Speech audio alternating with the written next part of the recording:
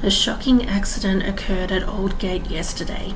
A youth named Harold Ashenden, aged 18 years, shot his mother, Harriet Ashenden, 54 years of age.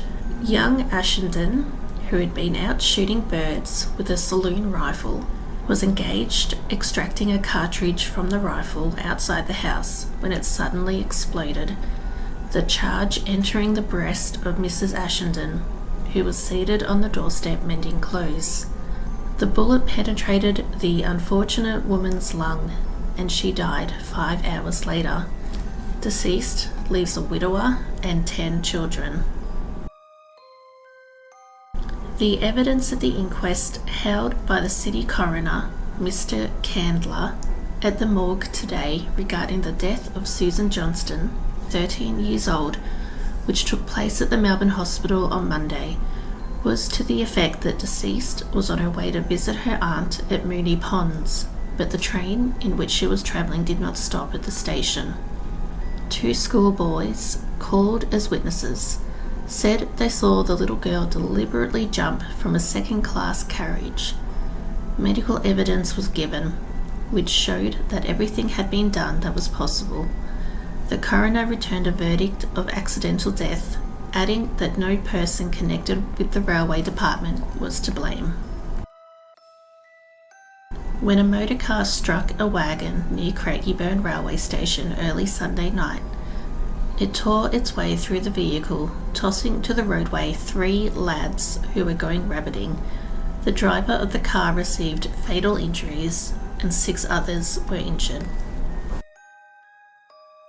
Peter Dodd, living at Melbourne, was cutting branches from a large street tree he had just felled at East Melbourne today, when one of the branches came down on him, pinning him to the ground, the butt of the branch pressing into his chest. Several persons were in the vicinity and immediately released him, but found he was dead.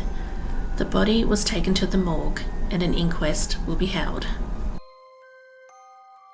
An accident occurred this afternoon in the No. 2 North Band and Barton shaft to a miner named Brown, a platman. He was being raised from the 700 feet level to the 500 feet level when the shoe of the cage suddenly snapped, precipitating him to the bottom of the shaft. When he was brought to the surface, he was dead, his back and one leg being broken. Mine Inspector Stewart and a miner had descended in the same cage a short time previously when all seemed to be right. Brown was about 22 years of age and unmarried. The cage used was supposed to be a safety one. David Gillespie Elliott, late in the Customs Department, attempted to murder his father-in-law, Captain Richard Cooper, this morning. Cooper was reading a book on the veranda between 9 and 10 o'clock at his residence when Elliott fired 3 shots at him from a revolver, one passing through the fleshy part of Cooper's arm. Elliott then ran away but was subsequently arrested. It is supposed that the affair was caused by domestic quarrels. Mr. William Geary, whilst cutting wood on Thursday, gashed his foot badly with the axe, completely severing the little toe and almost severing 2 others.